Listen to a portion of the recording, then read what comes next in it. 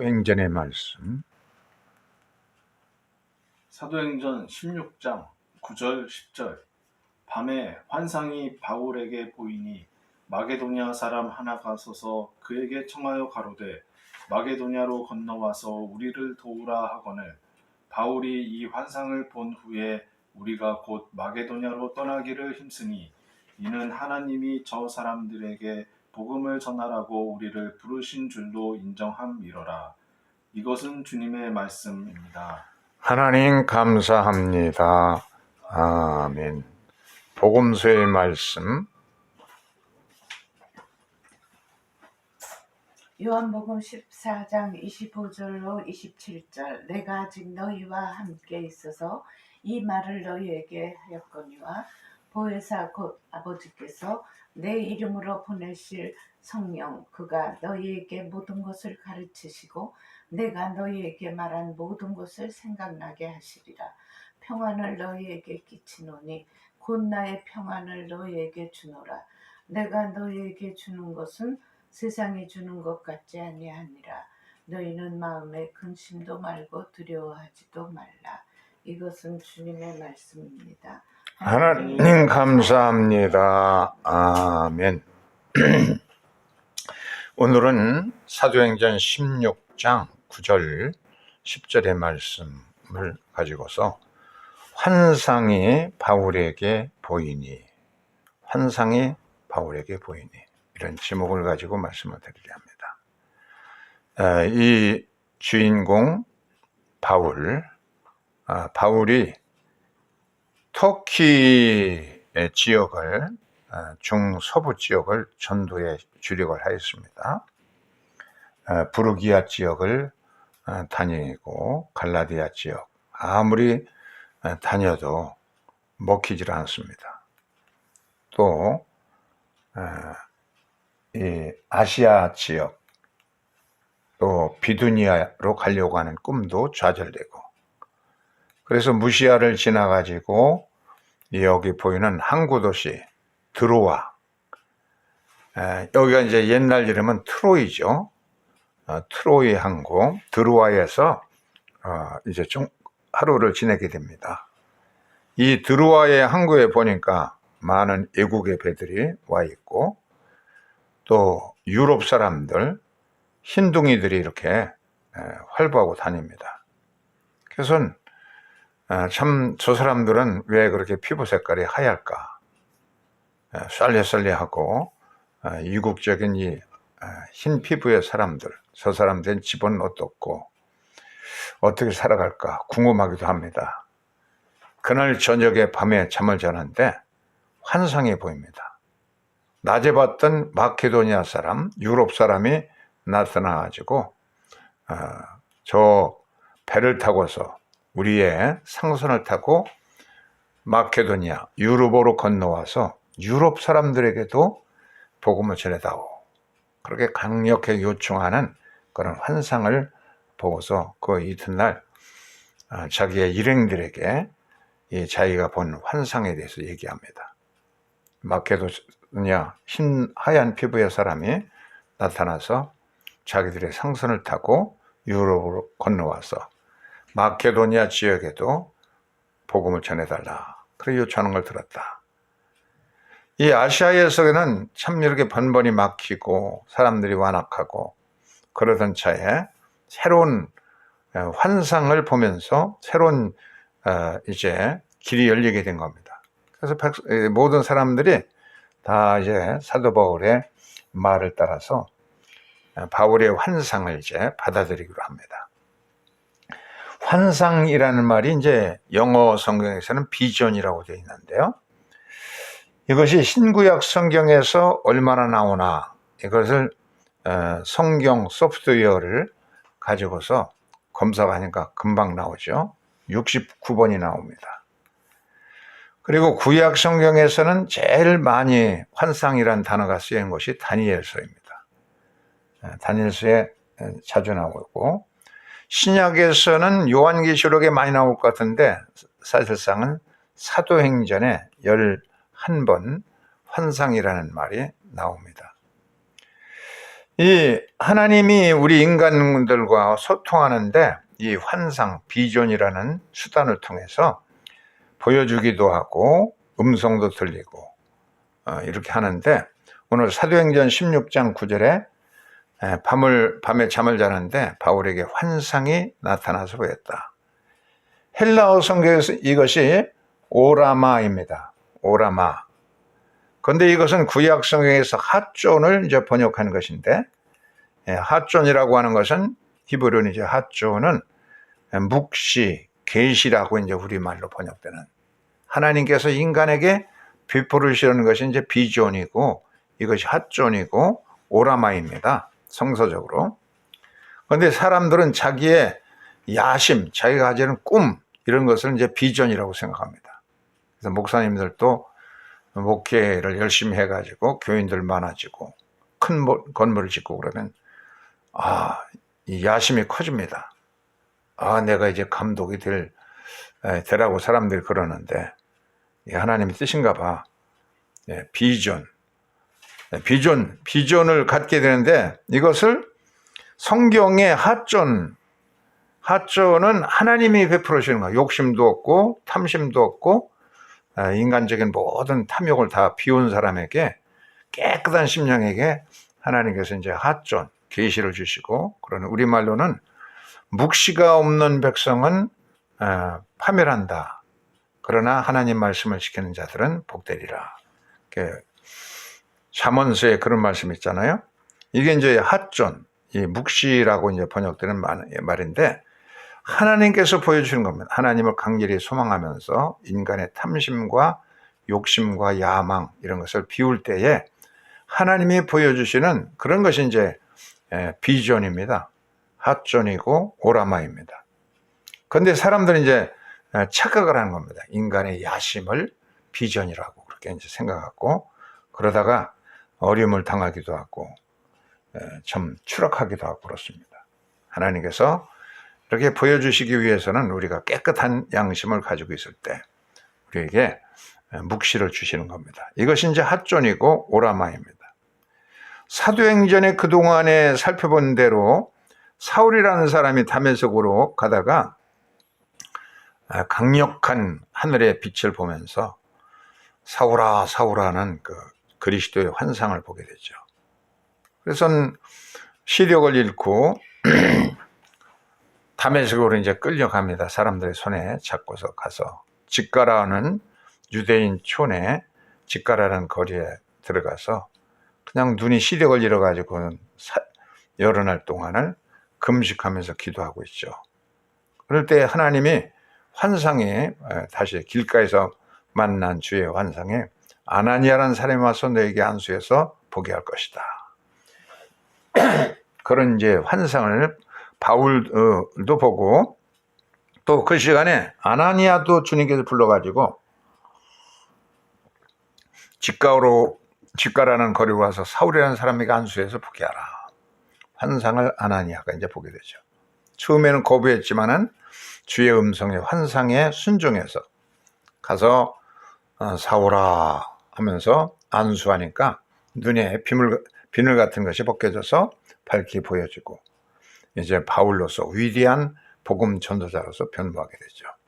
환상이 굉장히 대단한 일을 하는, 사람들의 인생을 바꿔놓고 새로운 길로 인도하고, 욥바에서 베드로도 정오 12시가 되어서 배가 출출한데 하늘에서 보자기 같은 것이 나오고 그 안에 이런 짐승들이 있는데, 돼지는 유대인들이 가장 혐오하는 동물입니다. 절대로 돼지고기는 먹어서는 안 되죠. 돼지고기를 먹는 자는 저주를 받으리라, 그런 말씀이 있는데, 이 살찐 돼지도 눈을 꾸벅꾸벅하면서 날 잡아먹으라고 이제 그러고, 또 개들, 한국 사람들이 좋아하는 보신탕, 개고기 얼마나 좋아해요. 개들도 거기에 가득하고, 또 한국 사람이 몸보신 된다고 하는 뱀도 그냥 있는데 하늘에서 음성이 들립니다. 이것을 잡아먹어라. 하나님, 그런 소리 맞으세요? 저는 어려서부터 절대로 그 불결한 것들, 더러운 것은 입에 댄 적이 없습니다. 그러니까 하늘에서 소리가 들리기를 내가 거룩하게 했는데 속되다고 하지 말아라. 더럽다고 하지 말아라 하는 음성이 들립니다. 그러니 이 보자기가 올라갔다 또 내려오고 올라갔다 이 세 차례 걸쳐서 이런 환상이 보여지면서 하나님은 사람을 애무로 취하지 아니하시고 다 동등하게 사랑하신다 하는 그런 뜻을 갖게 되죠. 너는 제대했다. 너는 우리하고 함께 할 수가 없다. 이렇게 배타하지 말고 모두 하나님의 사랑을 받도록 하라. 세리도 그래서 로마 사람들, 고넬료 집안 사람들에게 그들에게 성령을 막 설교할 때 성령이 부어지니까 하나님이 이렇게 차별하지 않으시는데 내가 왜 차별할까? 그것은 로마 사람들에게도 전부 이제 베드로가 세리를 주고 하나님이 차별하지 않았는데 우리가 차별할 수 없다는 그냥 이제 폭넓은 그런 식견을 갖게 되죠. 이 사람은 신학자인데 데리 스테펜스라고 하는 신학자는 그렇게 말했습니다. 그리스도를 닮아가는 성장은 우리가 서로를 사랑하게 하고 각 사람의 완전한 인간 잠재력의 발전을 격려하도록 한다. 또 이 번창하고 생육하고 번식하는 이런 번창의 축복은 선택된 사람들의 소수만의 것이 아니고 어떤 특권층 예수 잘 믿는 그런 독실한 자들만의 것이 아니라 모든 사람을 위한 그런 것이 하나님의 번창하고 복되고 잘 되리라는 것이다.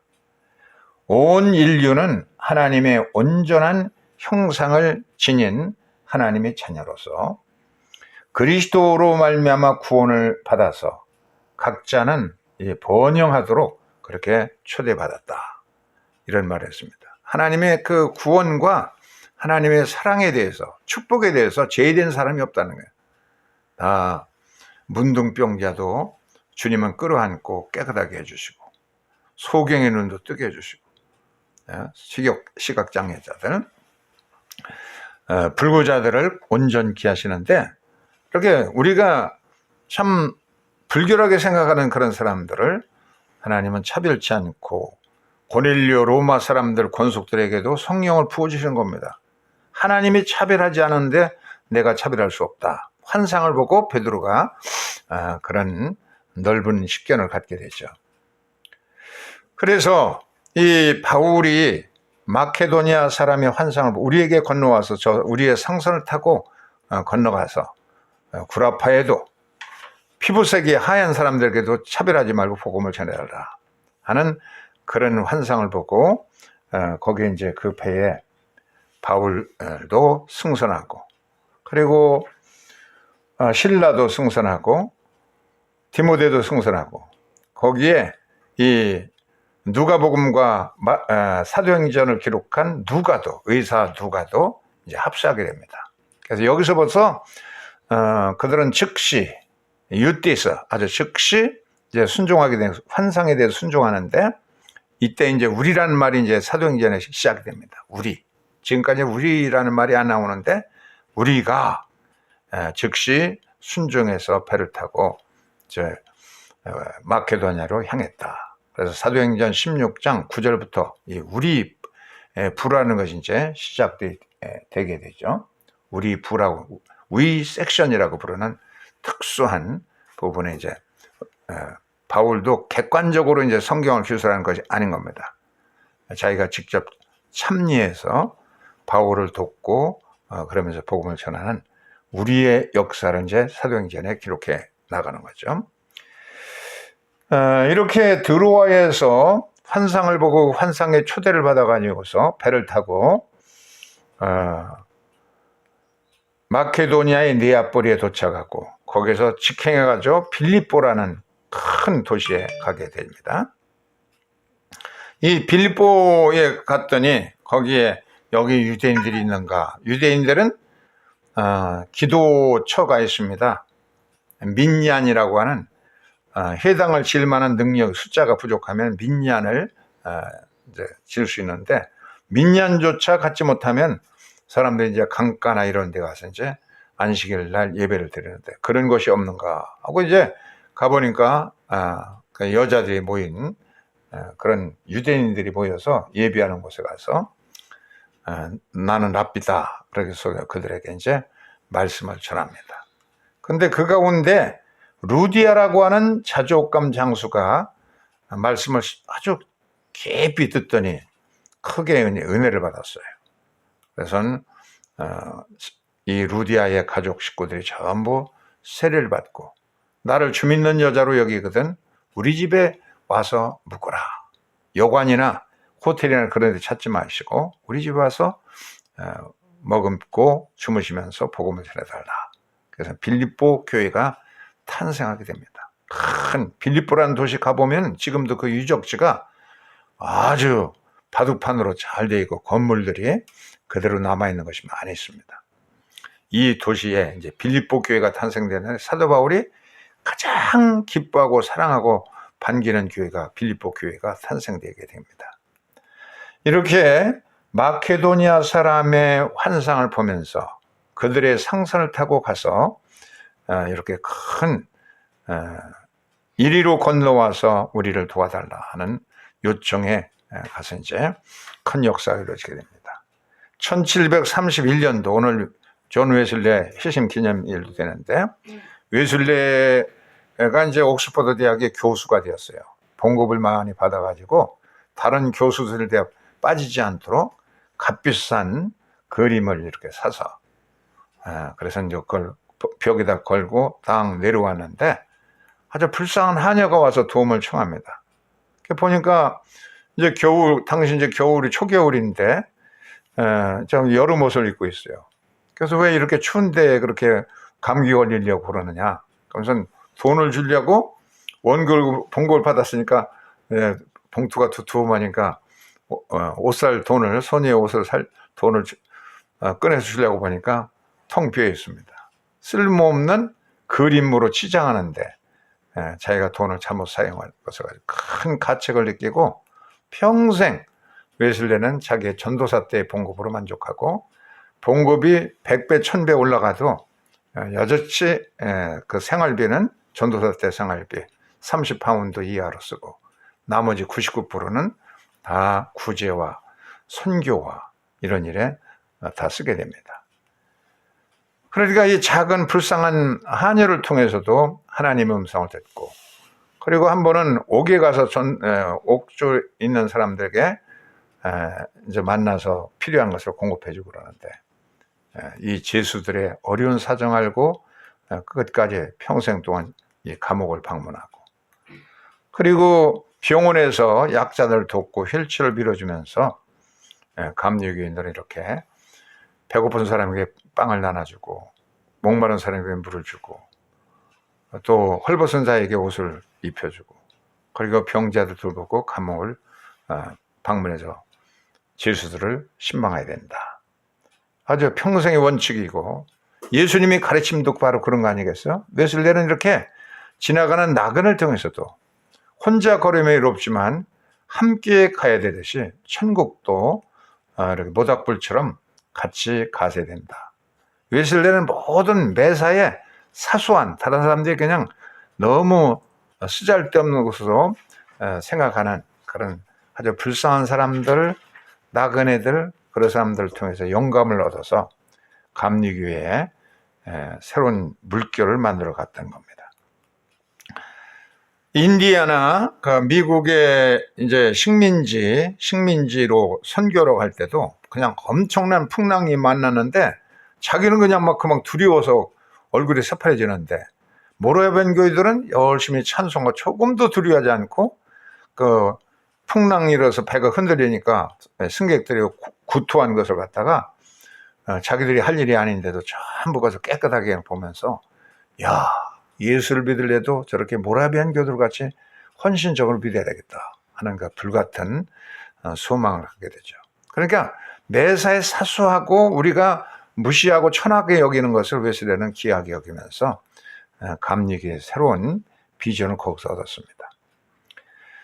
바울은 꿈에 마케도니아 사람의 환상을 보고 그들의 상선을 타고 가서 그들의 도시에서 복음을 전하게 됐죠. 이렇게 환상을 통해서도 교훈을 얻고 이런